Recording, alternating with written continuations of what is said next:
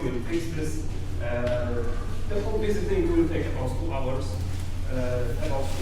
But you need to know there is a lot of stairs. 800, this is the number 800 stairs, so you need to be prepared for that. If you don't like the stairs, this tour may be not for you. Maybe any questions before we go down the mile? Cái số chứ không Let's just go.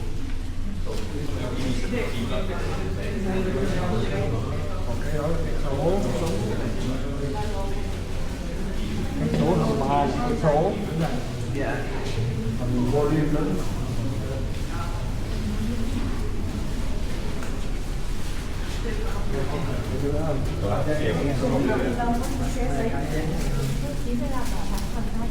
Chút xíu á.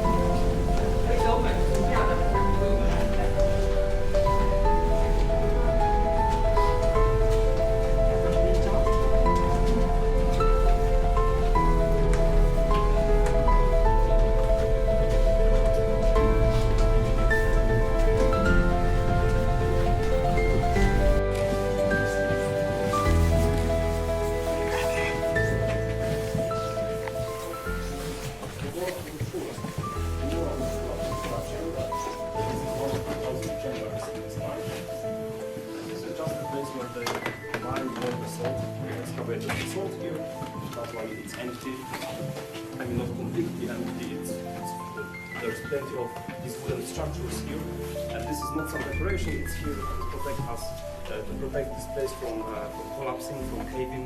So just like in the corridors, these wooden structures, they were built for centuries to protect the miners, to protect this mine. And pine trees mostly, because pine tree is the most popular in Poland. So usually the chambers has these structures.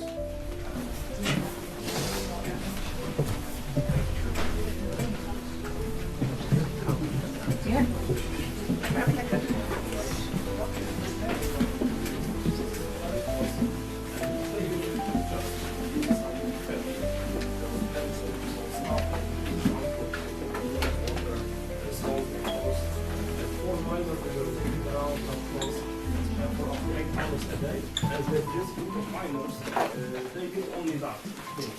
So they have probably very strong arms, but also I can imagine how boring it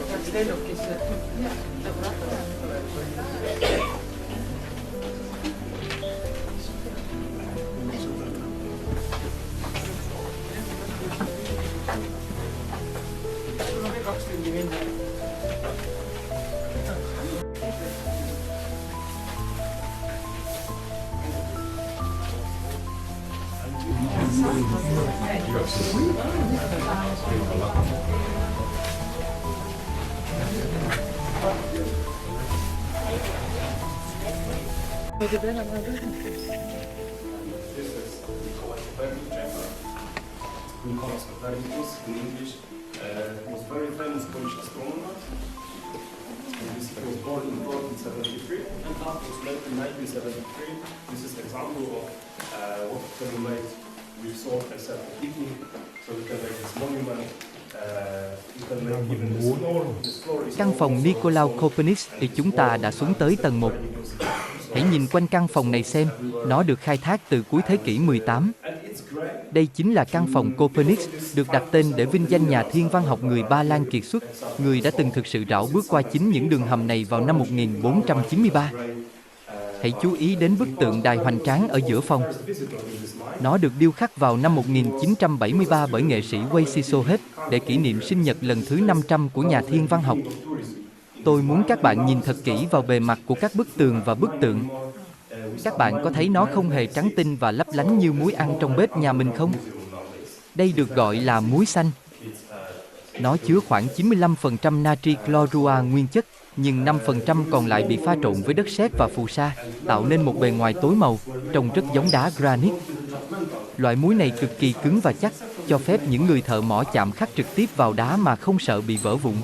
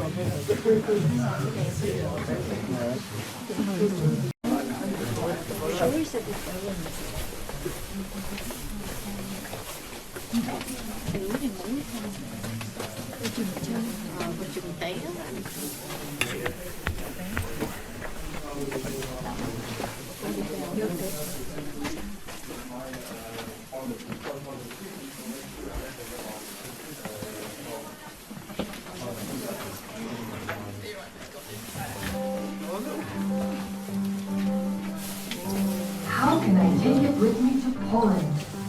I thought, while looking at a salt mine that my father gave me as a wedding gift.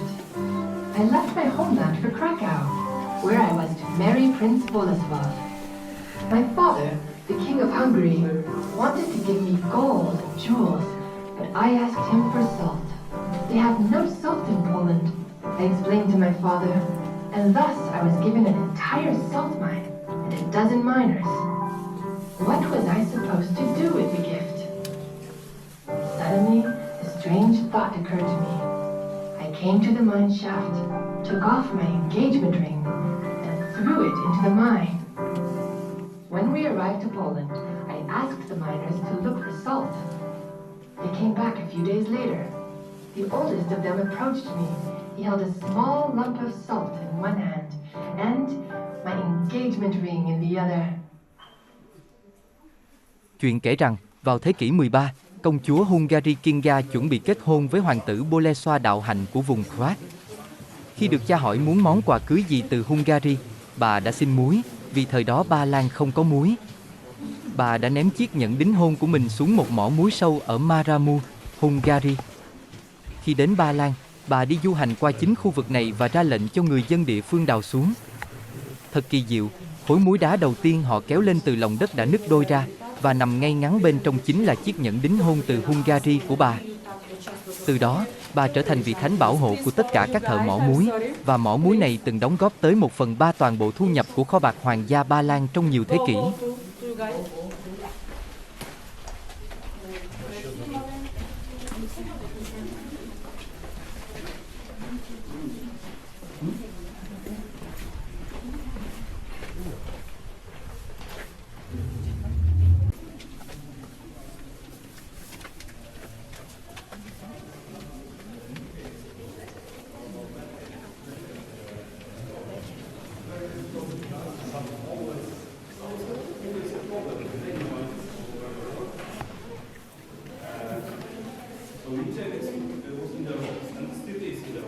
Hãy nhìn xuống phía sàn nhà, nơi có bức tượng một người thợ mỏ đang quỳ gối và tay cầm một ngọn đuốc trên một cây sào dài.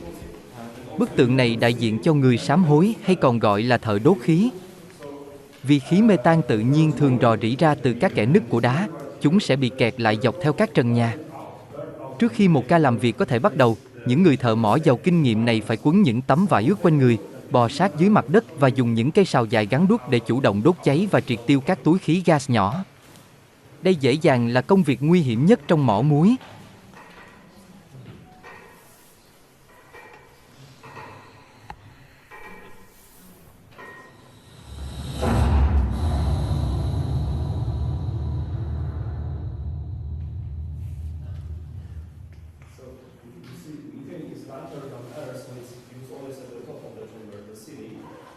They were crawling, they had wet clothes to protect from the fire, but still it wasn't entirely safe to do this. So in most of the mines, prisoners did this job. All over the world, prisoners did this as part of punishment. In our mine, that was the most experienced miners of the West. Vào những thầy tù. Vào những thầy tù.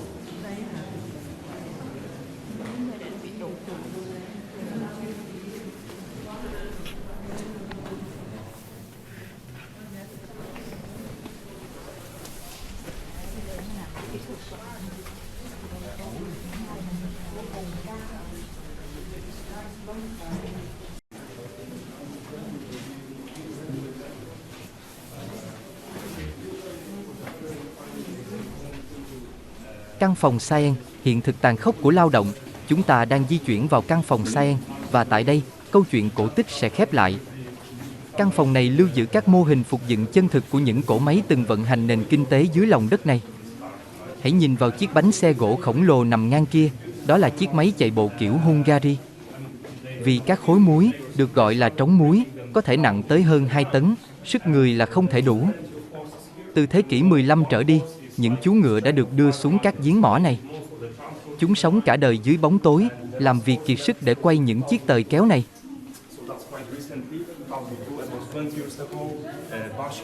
Bashka was the last horse. She left this place, and I heard a story about Bashka that she didn't really like it to be on the surface when she got out. So that may be surprising, because maybe you thought it would be like in the movie. She's finally free, and sun is shining, and the music, and she's running through the field, right? But she didn't like it. She felt anxiety, and maybe it's because that was all she knew. That was her life, the dark corridors, chambers, and then the whole new world. So that was too much for one horse. That's my theory, but also I was only 4 years old, so that's what they told me. I don't know.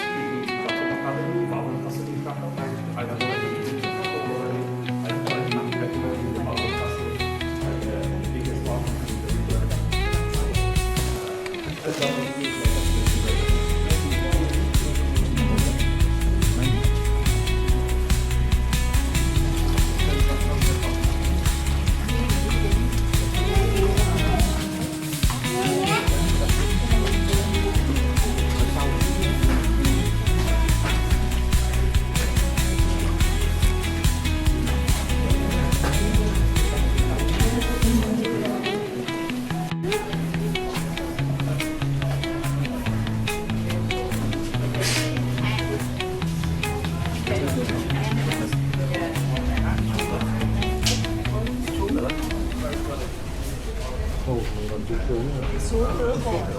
Cô đi lên lần trước này. Trước.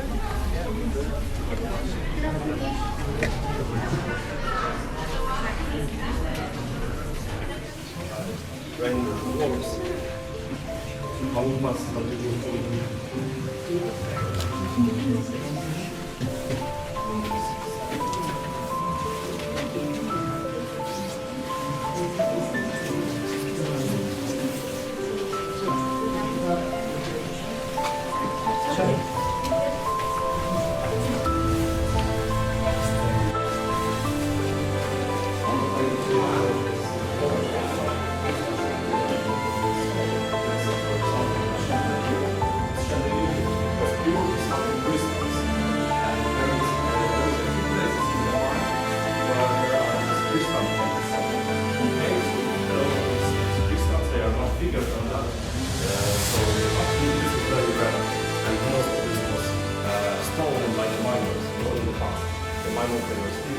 selling on the black market, but also you can see a big wooden cross. These are the oldest sculptures. The oldest sculptures made of stone. They are about 400 years old, and they are dissolved because you see that's what's happening with these sculptures if there is high humidity. That's why we keep this ventilation. The humidity is very, very low. The air is dry in the mine for these sculptures, so they won't dissolve. So this is a chapel. There was a lot of chapels built underground because they were very religious people. Miners, they were praying 1 hour every day before they started work in one of these underground chapels. But usually it wasn't fancy like that. It was just some wooden cross, wooden altar, a humble place where they prayed, and they were asking for God's protection because there was many ways that they could die during the work. So they were praying and they were saying Szczęść Boże as a greeting. Szczęść Boże. That means God bless you. And we actually still say Szczęść Boże. This is our greeting. This is a tradition that we keep alive. So you can say Szczęść Boże if you see a miner today, he will probably say it back. The biggest cathedral, and ladies and gentlemen, in about 20 minutes, 25 minutes, we'll have the break for the toilets. But if you really need to go now, you can just go here and to the left. We will be in the chapel for like 8 minutes, so if there is some in that place. So many artists everybody knows. There's some Nhà nguyện Thánh Kinga, nhà thờ dưới lòng đất. Bây giờ, xin mời mọi người bước lên phía trước, tiến sát ra rìa ban công và nhìn xuống dưới. Chào mừng các bạn đến với nhà nguyện Thánh Kinga. Các bạn đang được chiêm ngưỡng một nhà thờ vĩ đại dưới lòng đất với chiều dài 54m, rộng 18m và cao 12m, nằm lơ lửng ở độ sâu 101m dưới bề mặt trái đất. Điều khiến căn phòng này trở thành huyền thoại là nó không được xây dựng bởi các kiến trúc sư. Nó được đục đẽo ra từ một khối muối nguyên khối khổng lồ bởi chỉ 3 người đàn ông, anh em nhà Tomarikit và Anthony Wirok, những người đã dành hơn 60 năm cuộc đời để tỉ mẩn đục khoét khoảng không này. Mọi chi tiết các bạn nhìn thấy ở đây đều là muối. Những chiếc đèn chùm lộng lẫy phía trên hiện tại đã dùng pha lê thủy tinh thật, nhưng cấu trúc khung của chúng lại là muối nguyên chất được hòa tan và đúc lại. Hãy nhìn vào các tấm pano trên sàn, trông chúng rất giống sàn bê tông đổ, nhưng thực chất đó là muối đá đã được chạm khắc thành hình gạch lá sàn. Hãy bước xuống các bậc thang thật chậm và nhìn vào bức tường bên phải. Các bạn sẽ thấy một bức phù điêu bậc thầy tái hiện tác phẩm Bữa ăn tối cuối cùng của Leonardo da Vinci, được khắc nổi 3 chiều trực tiếp vào vách đá phẳng. Hãy thông thả tận hưởng nơi này, đây chính là trái tim tuyệt đối của Wailika.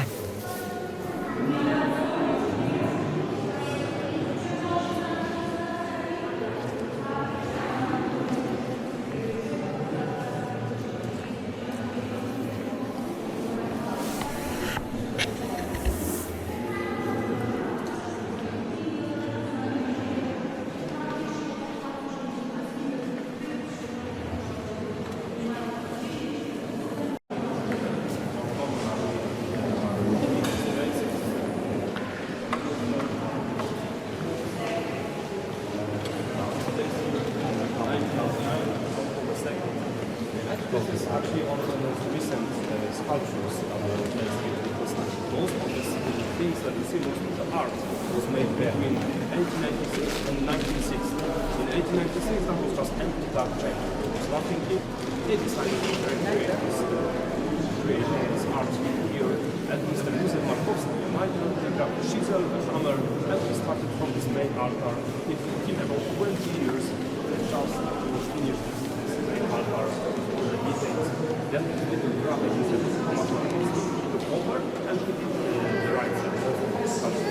Right side, there was also Mr. Anton. They are all here memorized right there in this. So Thomas Markowski, Antoni Krodek, Mr. Antoni did most of the left side.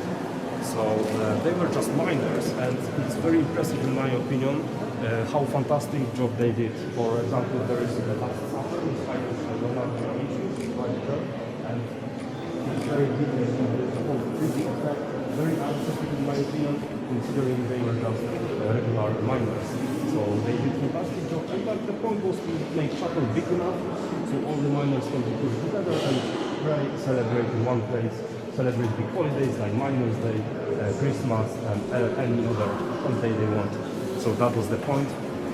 And right now it's just quite similar.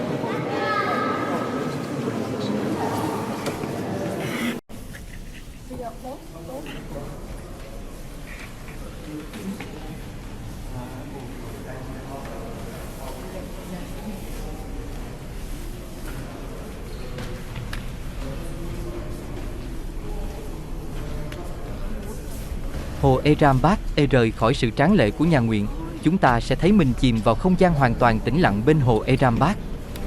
Căn hồ này được khai thác vào thế kỷ 19 và dòng nước các bạn đang thấy là một hiện tượng tự nhiên. Hồ nước muối này đạt trạng thái bão hòa hoàn toàn. Có khoảng 320 gam muối trong mỗi 1 lít nước.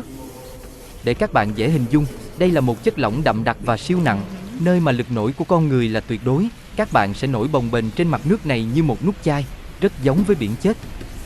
Sắc màu xanh ngọc bích nổi bật này đến từ các khoáng chất đồng bị hòa tan và sự khúc xạ ánh sáng vào lòng hồ muối sâu. Hãy nhìn vào bóng phản chiếu trên trần nhà, nó tạo ra một ảo giác thị giác khiến hồ nước trông như sâu hàng trăm mét, mặc dù nó chỉ sâu khoảng 9 mét thôi.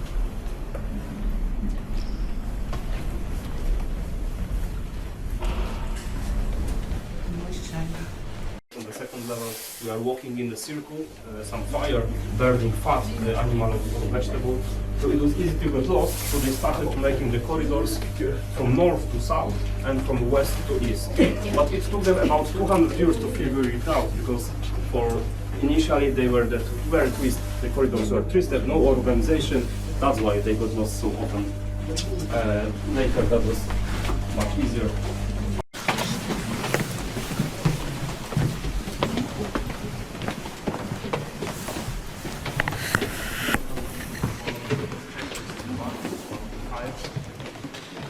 Căn phòng mi cao, hãy bước vào căn phòng mi cao. Căn phòng này là một minh chứng cho quy mô khổng lồ đến mức đáng kinh ngạc. Được khai thác trong suốt hơn 20 năm vào giữa thế kỷ 18, khối lượng muối được lấy ra từ một hốc duy nhất này lớn đến mức nó để lại một hang động cao hơn 28 mét. Kỳ quan kỹ thuật ở đây chính là các công trình bằng gỗ. Vì những người thợ mỏ đã dọn sạch một cột muối khổng lồ theo chiều dọc, áp lực khủng khiếp của lớp đất đá phía trên luôn đe dọa sẽ làm sập căn phòng. Để chống lại điều đó, các thợ mộc đã xây dựng một mạng lưới chống đỡ cao chót vót bằng cách sử dụng hàng trăm cây gỗ thông và thông rụng lá. Tại sao lại dùng gỗ mà không dùng sắt? Nồng độ muối cao trong không khí thực chất lại làm hút hết nước trong gỗ, giúp bảo quản gỗ một cách hoàn hảo và ngăn ngừa mục nát, trong khi sắt sẽ nhanh chóng bị oxy hóa và rỉ sét hoàn toàn chỉ trong vài tháng. Cấu trúc này đã đứng vững kiên cố qua nhiều thế kỷ. But nobody had problem with that. That was 19th century. So, and also the tourists to enter the mine, they were just holding a rope, and they were being descended down the shaft, just like. So now it seems crazy, but 19th century was totally right.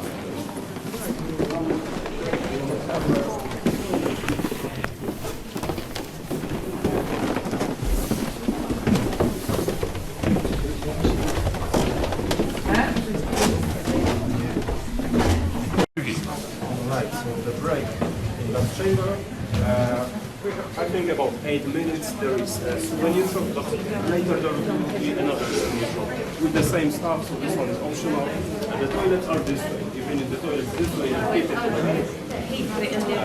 You can grab a coffee and just see you there in about 8 minutes.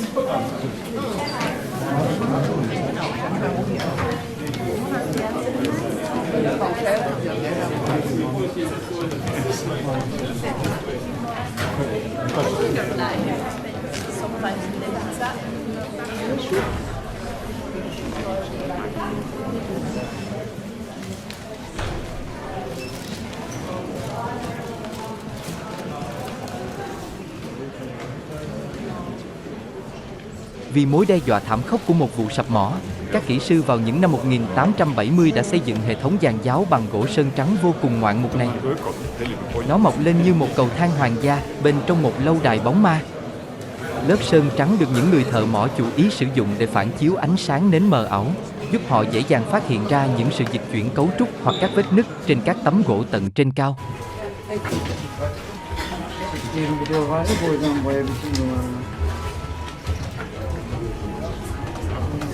Chọn mình đây được hả không? Hả?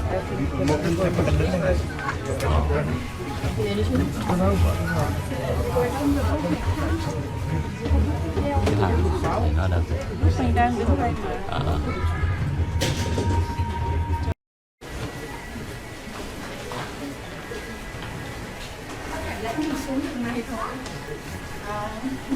Xuống thôi, nè, xuống đây rồi. Là nó đang đi. Nó đến nó đứng đấy. Straight ahead. This is another group on the left, so we don't want to. Căn phòng Wima và sảnh Stanisza Staric để chúng ta sẽ khép lại chuyến hành trình của mình qua hai đại sảnh cuối cùng này. Đầu tiên là căn phòng Wima, được đặt theo tên thị trấn của Đức nơi đại thi hào Quét từng sinh sống. Căn phòng này có một hồ nước nhân tạo và một hệ thống trình diễn âm thanh và ánh sáng đầy kịch tính. Khi đèn mờ dần, những giai điệu của Joachim sẽ vang vọng vào các vách đá muối, làm nổi bật lên những đường rãnh góc cạnh của vết tích khai thác.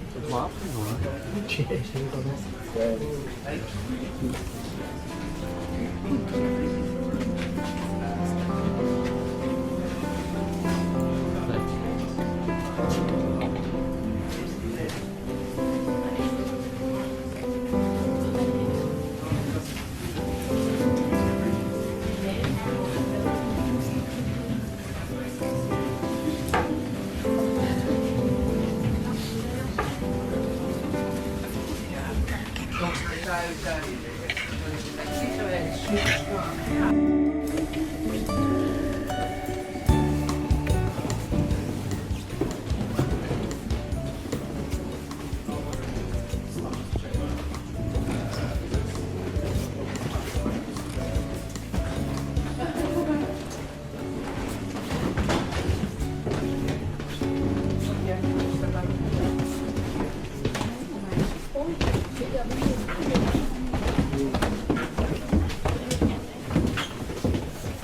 nhóm khác nó tới xem mất nhóm mình nữa. Ôi thôi con phải phải chịu một kẹt mắt.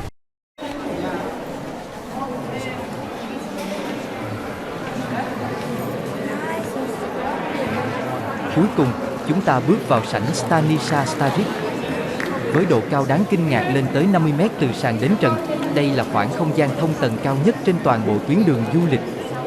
Quy mô chiều dọc ở đây lớn đến mức nó đã được ghi danh vào sách kỷ lục Guinness, nơi đây từng tổ chức các trận đấu bóng rổ dưới lòng đất, một buổi thả kinh khí cầu trong nhà và thậm chí là cả một cú nhảy buông dơi.